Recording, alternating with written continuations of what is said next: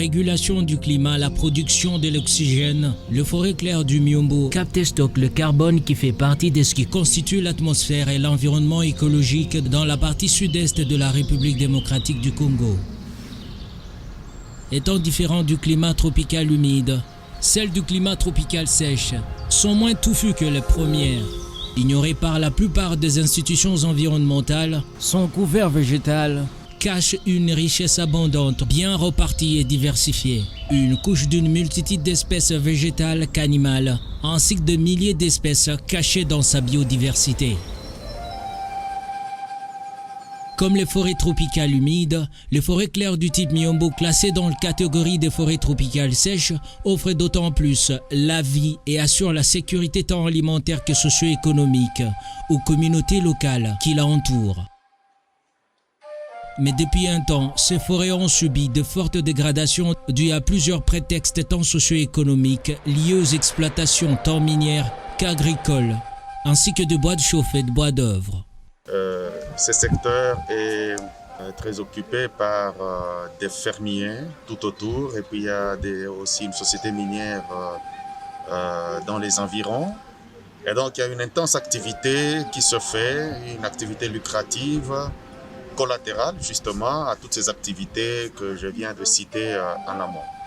Et donc ces activités sont évidemment en train de glaner un tout petit peu sur les superficies forestières qui se trouvent dans cette concession, diminuant ainsi l'accès aux ressources de cette population qui se trouve dans cette concession.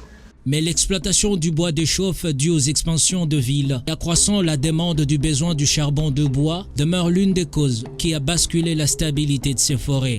Ce qui a été l'une des bases de la mise en place d'un projet de gestion de forêts claires afin d'éradiquer ces différentes exploitations abusives et permettre une responsabilisation de gestion aux communautés locales bénéficiaires en les accompagnant. Nous nous sommes engagés dans ce projet Miombo parce que nous avions au départ compris le bénéfice que nous apporte la forêt. Car si nous coupons abusivement nos forêts, ça sera une catastrophe.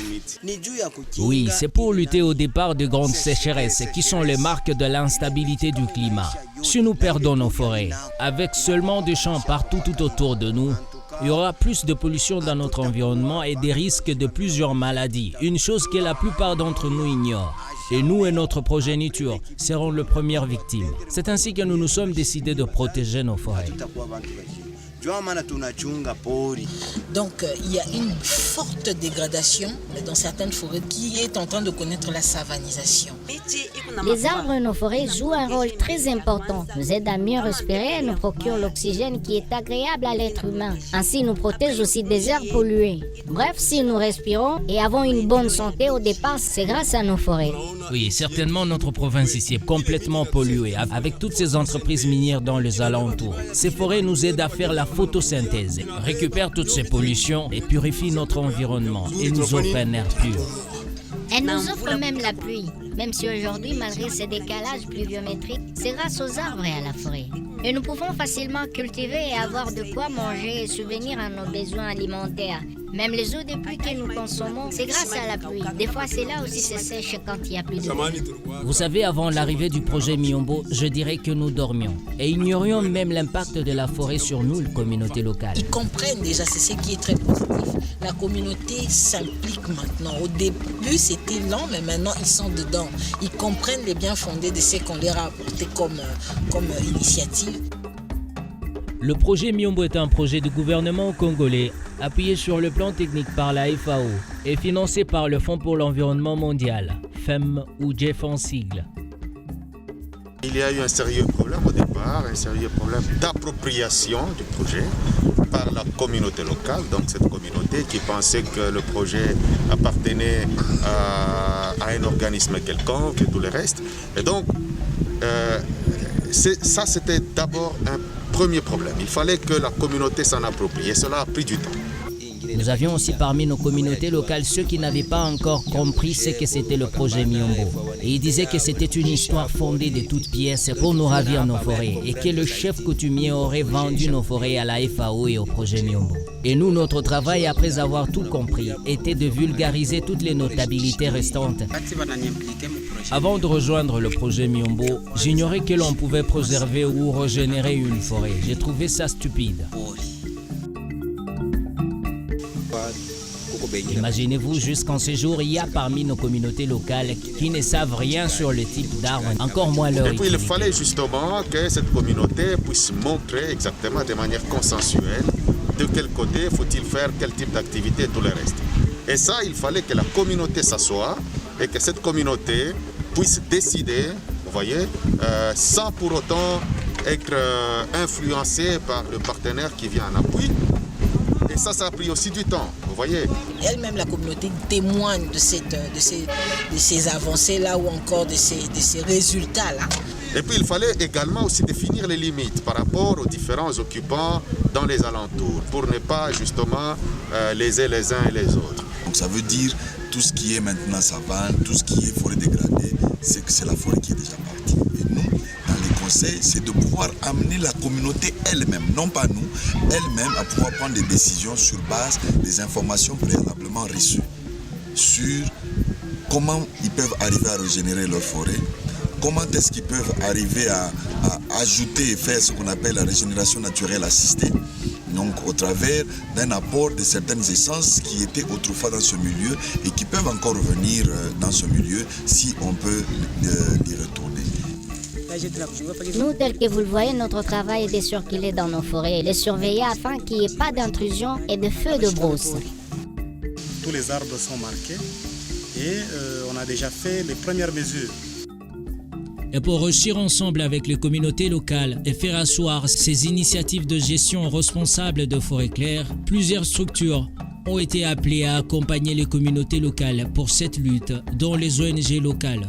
Justement, notre place au sein de cette communauté, c'est celle d'accompagnateur, c'est celle de facilitateur. Au-delà, c'est que le facilitateur doit aussi donner les informations nécessaires à une communauté pour pouvoir revolter leur façon de faire. Pour ce fait, il fallait un outil de surveillance de ces forêts claires qui devrait acquérir et transmettre des informations données réelles et exactes sur le mouvement de ces forêts. Et ensemble avec l'initiative de la faculté de l'agronomie de l'université de Lubumbashi et l'appui technique de la FAO, fut créé l'Observatoire de forêts claires du Congo. On compte qu'effectivement, il y avait plusieurs informations sur le Miombo, mais il était difficile d'acquérir cette information. Nous nous rendions compte qu'il y avait plusieurs initiatives justement sur les forêts, mais il n'existait pas une structure au sein de laquelle on pouvait s'adresser pour recevoir une information en temps utile. Donc ainsi, lors de ce projet d'Imiombo, avec la FAO, nous sommes très heureux parce que l'Observatoire des forêts claires s'est finalement matérialisé. Et se présente aujourd'hui effectivement comme un outil intéressant, indispensable pour disponibiliser l'information en temps utile Une structure dont l'objectif et la mission est d'acquérir des informations utiles et fournir à son tour des données à informations capables d'apporter des solutions fiables aux différentes problématiques de forêt dans ces milieux. Je tiens à remercier tous ceux qui, d'une façon ou d'une autre, ont initié ou se sont associés à cette réalisation. À Monsieur le recteur de l'Université de Lubumbashi pour avoir accepté la création de l'Observatoire des forêts claires de la République démocratique du Congo et l'installation de son comité directeur. À Monsieur le représentant pays de la FAO pour le projet Miombo et pour plusieurs dons, dont celui d'un drone Phantom 4. instruments indispensables de télédétection aéroportée et de dernière technologie, très utiles pour le monitoring forestier que l'Observatoire a reçu. Pour le don d'un logiciel de type Hydrizi Terset, spécialisé dans le traitement d'images satellitaires, la classification de l'occupation du sol et le monitoring des ressources forestières. Avec ces instruments si haut mentionnés, nous disons que l'Observatoire a été capable d'avoir des yeux.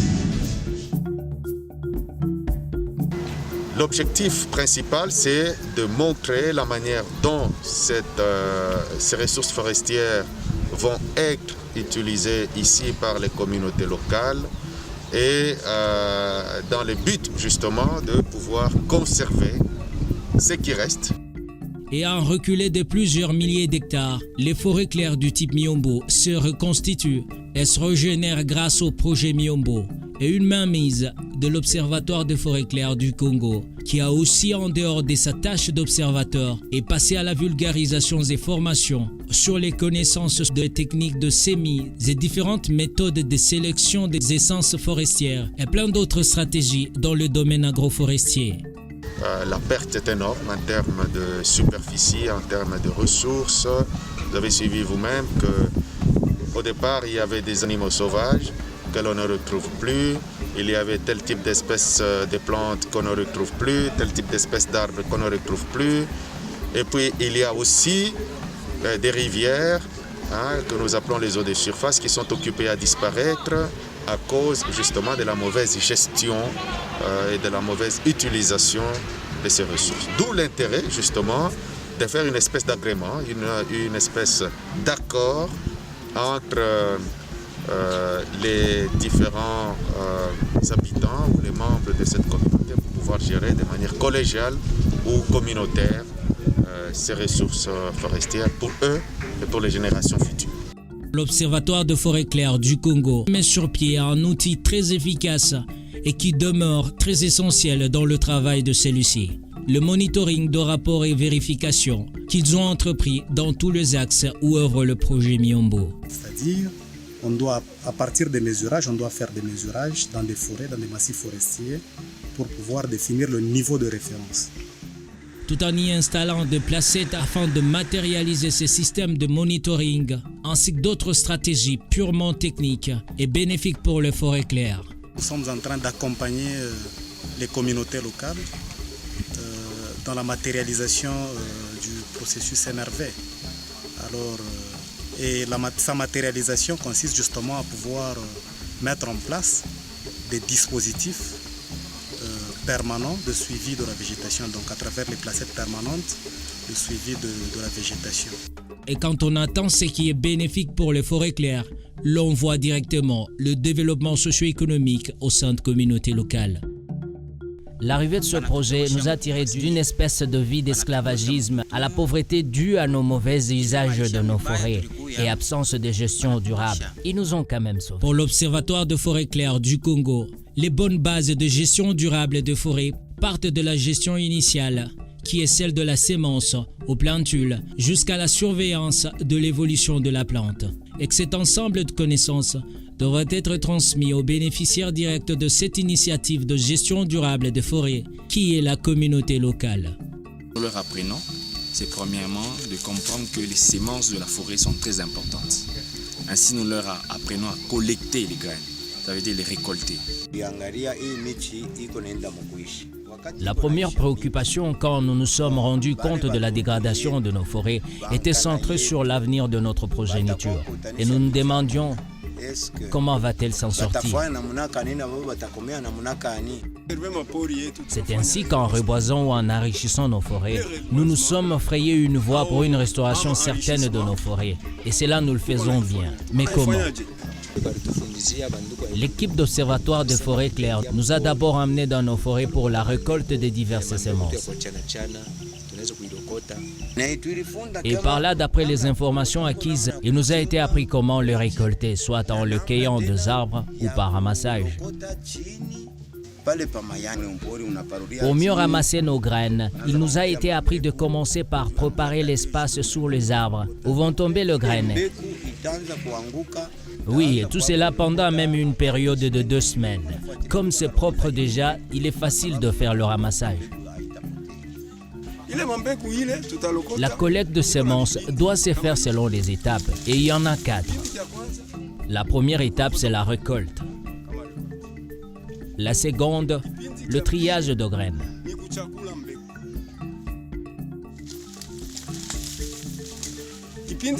Et ensuite, la troisième étape, la pèse des graines pour être au courant de la quantité et du poids de la semence.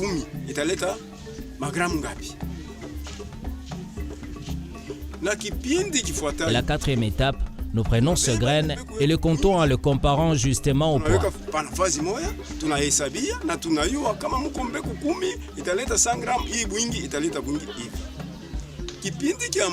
Et enfin, la cinquième étape, c'est la conservation des graines. Et dans cette étape, nous passons à l'identification des semences afin que qui que ce soit sache de quelle semence s'agit-il et quand elle a été récoltée. Ainsi, cela permet facilement de bien avoir des informations sur le temps et le taux de germination de graines.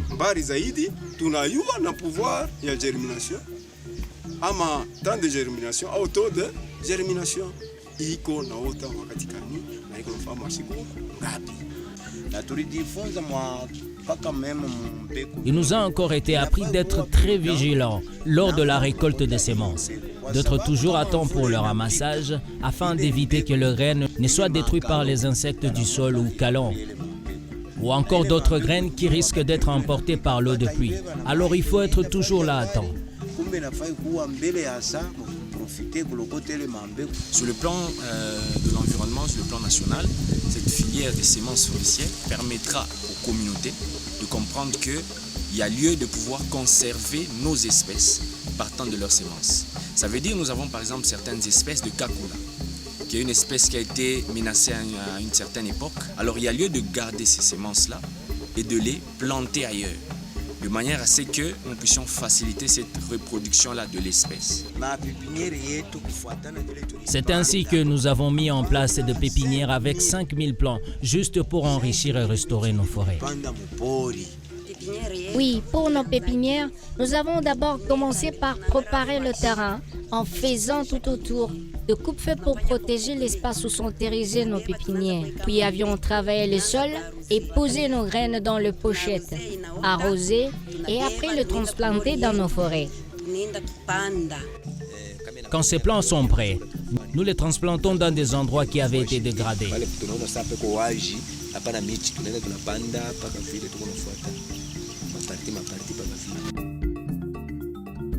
Cela se justifiant par différents renforcements de capacités de gestion forestière, par des formations sur les valeurs de revenus de la forêt sur le plan financier, pour l'intérêt des communautés locales. Les communautés récoltent les graines. Une fois que les communautés les récoltent, après nous leur apprenons à les stocker, les conserver. Hormis cela, les communautés, une fois qu'elles récoltent ces graines, ces semences, elles peuvent les vendre. Puisque en ville, il y a plusieurs marchés, plusieurs demandeurs de ces graines-là. Entre autres, il y a par exemple l'université qui a besoin de ces semences-là pour d'autres études. Ça veut dire des études qui peuvent consister au fait de domestiquer des espèces de nos forêts. Oui, comme c'était le cas avec nos pépinières, nous avons dernièrement vendu nos jeunes plants à une entreprise minière. C'est un partenaire qui nous a aidés à l'écoulement. Il s'agit de la Pronapacat. Il avait déjà un client dans son sillage. Et il a profité pour la journée mondiale de l'arbre et a effectué la livraison à Kolwezi.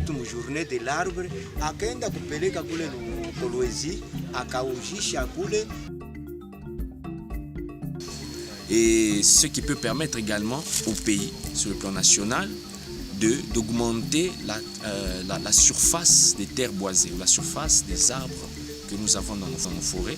Et donc cette filière sémencière permet à ce qu'une grande étendue d'arbres puisse être plantée, partant les semences qui peuvent être collectées et ensuite sémées. Nous avions eu plusieurs formations sur la gestion de forêt, mais avec peu de pratique. Et depuis le début de ces formations sur les MRV, nous étions surpris d'apprendre qu'un arbre portait une espèce d'information ou identité quelconque. On a accompagné les communautés locales à les expliquer comment on arrive à prendre les mesures sur les différents arbres afin de pouvoir définir le niveau de référence. Le niveau à partir duquel les communautés auront une idée sur les actions qui devront être menées chaque fois pour voir quel est le gain issu des activités de boisement ou d'enrichissement des peuplements forestiers. L'inventaire forestier consistait au fait que nous avons appris aux communautés à prendre des paramètres dendrométriques, ça veut dire des valeurs qui sont liées aux arbres, entre autres la circonférence des arbres, la hauteur des arbres, partant des instruments que nous leur avons montrés, et ils ont eu à comprendre l'importance de prélever ces paramètres. Nous avons aussi été soumis à l'usage des matériels et outils de travaux des MRV, dont les clinomètres et autres qui nous ont permis d'avoir les informations exactes sur les arbres et la forêt. Par exemple, pour le diamètre, c'est pour avoir une idée sur la grosseur. À un certain âge, lorsque les arbres sont encore jeunes, elles croissent beaucoup plus en hauteur. Et lorsqu'elles atteignent un certain âge, les arbres commencent maintenant à croître en diamètre. Et donc là, le diamètre nous permet, c'est un indicateur important qui nous permet d'avoir une idée sur la croissance des arbres, mais aussi d'avoir une idée justement dans le calcul, par exemple, du volume des arbres. Parce que dans le Miombo, nous avons des arbres d'intérêt économique, comme le moulombois, qu'on appelle Pterocarpus angolensis. Nous avons le moafi, qui est dans ce dispositif, qu'on appelle Erythropleum suaveolens, qui sont justement des espèces importantes dans la filière bois d'œuvre. Donc là, quand on mesure le diamètre, on combine à la hauteur du fût, on peut avoir une idée sur le volume du bois d'une espèce quelconque. Et également, on doit aussi avoir des informations sur la hauteur totale de l'arbre. Et quand nous mesurons ces arbres, le but est d'avoir des informations exactes quelques années plus tard sur leur évolution. Une fois définir le niveau de référence, cette fois-là, il faudra vérifier, faire une deuxième mesure pour voir quelles sont les actions qui ont été entreprises pour pouvoir évaluer les efforts fournis par peut-être les communautés locales en vue de bénéficier peut-être des paiements pour services environnementaux. Et finalement, après avoir déterminé tous ces éléments-là importants, il faudra maintenant faire ce qu'on appelle le rapportage. Donc on doit rapporter, communiquer les résultats obtenus à l'issue de ces inventaires forestiers. Étant nécessaire pour atteindre les objectifs du développement durable, la foresterie communautaire reflète sans doute ses valeurs sur la vie quotidienne de communautés locales dans le sud-est de la République démocratique du Congo. Les forêts ici sont trop bénéfiques pour nous. Comme dans nos concessions forestières, ici vous trouverez toute une diversité de richesses, des animaux, de produits forestiers non ligneux, de champignons, ainsi qu'une biodiversité abondante. C'est ainsi que nous protégeons nos forêts en luttant contre le feu de brousse, les coupes de bois anarchiques et les coupes de bois irresponsables, pour une stabilité de nos forêts. Mais si nous coupons tout, comment allons-nous bénéficier de nos forêts? C'est ainsi que vous verrez que nous mettons des signes et numérotons tous nos arbres. Et cela identifie les arbres à protéger ou n'ayant pas encore atteint la taille d'être coupés. Et ceux qui sont prêts pour la coupe, d'être enfin vendus et subvenir à nos besoins communautaires. Car vous voyez comme ici chez nous, nous n'avons pas d'hôpitaux, pas d'école, voire même de puits d'eau. Si nous gérons bien nos forêts, je suis sûr, nous aurons tout cela à notre portée.